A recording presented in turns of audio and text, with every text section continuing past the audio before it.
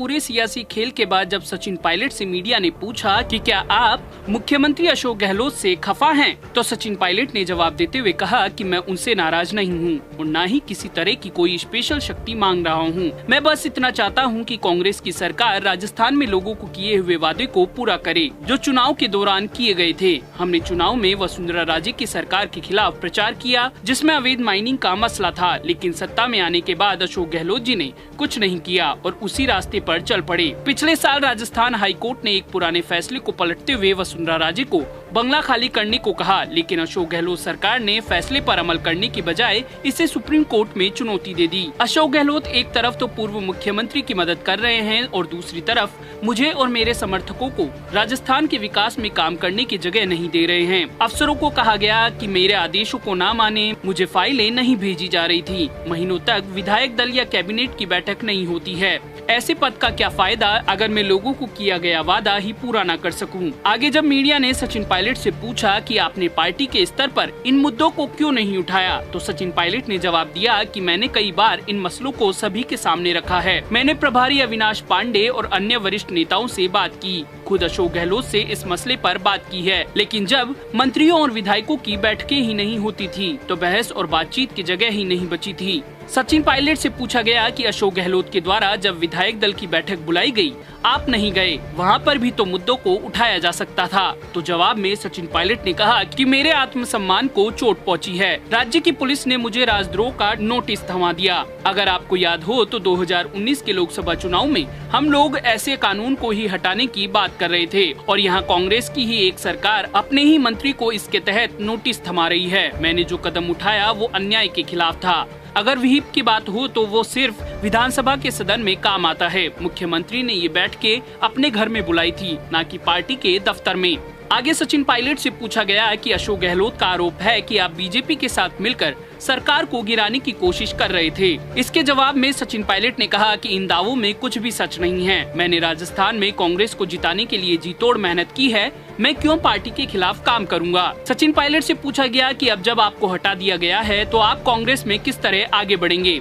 इस पर सचिन पायलट ने कहा कि जरा माहौल को शांत होने दीजिए, अभी 24 घंटे भी नहीं हुए हैं। मैं अभी भी कांग्रेस कार्यकर्ता हूं, मुझे अपने समर्थकों के साथ अपने कदम पर चर्चा करनी है। आगे सचिन पायलट से पूछा गया कि क्या आप बीजेपी में शामिल होंगे। बीजेपी कह रही है कि आपके लिए दरवाजे खुले हैं। इसके जवाब में सचिन पायलट ने कहा कि मैं पहले ही साफ कर देना चाहता हूं कि भाजपा ज्वाइन नहीं कर रहा हूं। मैं अभी यही कहना चाहता हूं कि मैं अपने लोगों के लिए काम करता रहूंगा। सचिन पायलट से जब मीडिया में सवाल पूछा गया कि क्या आप भाजपा नेताओं के संपर्क में हैं, क्या आपने ओम माथुर या ज्योतिरादित्य सिंधिया से मुलाकात की, तो सचिन पायलट ने कहा कि मैं किसी बीजेपी नेता से नहीं मिला हूं। पिछले 6 महीने से ज्योतिरादित्य सिंधिया से नहीं मिला हूं और न ही ओम माथुर से मिला हूं।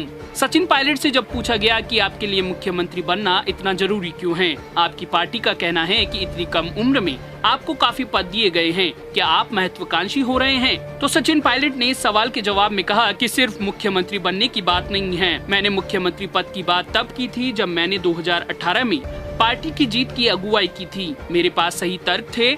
जब मैंने अध्यक्ष पद संभाला तो पार्टी 200 में से 21 सीटों पर आ गई थी। 5 साल के लिए मैंने काम किया और गहलोत जी ने एक शब्द भी नहीं बोला, लेकिन चुनाव में जीत के तुरंत बाद गहलोत जी ने मुख्यमंत्री पद के लिए दावा ठोक दिया। अनुभव के मसले पर उनका क्या अनुभव है। 2018 से पहले वो 2 बार मुख्यमंत्री बने हैं। 2 चुनाव में उनकी अगुवाई में पार्टी 56 और 26 पर आ पहुंची है। इसके बाद भी उन्हें तीसरी बार मुख्यमंत्री बना दिया गया। हाँ, मैंने राहुल गांधी का फैसला स्वीकारा और वो सीएम बने। राहुल के कहने पर मैं डिप्टी सीएम भी बन गया। राहुल गांधी ने सत्ता का बराबर बंटवारा करने की बात कही थी, लेकिन गहलोत जी ने मुझे साइडलाइन करना शुरू कर दिया। सचिन पायलट से सवाल पूछा गया कि क्या राहुल गांधी ने इस मामले में दखल दिया, आपकी उनसे कोई बात हुई, तो इस पर सचिन पायलट ने कहा कि राहुल गांधी अब कांग्रेस अध्यक्ष नहीं है। राहुल ने जब से इस्तीफा दिया, गहलोत जी और उनके AICC के दोस्तों ने मेरे खिलाफ मोर्चा खोल लिया। तभी से मेरे लिए आत्मसम्मान मुश्किल हो गया। सचिन पायलट से सवाल पूछा गया कि क्या गांधी परिवार ने आपसे बात की, आपने उनसे मिलने की कोशिश की,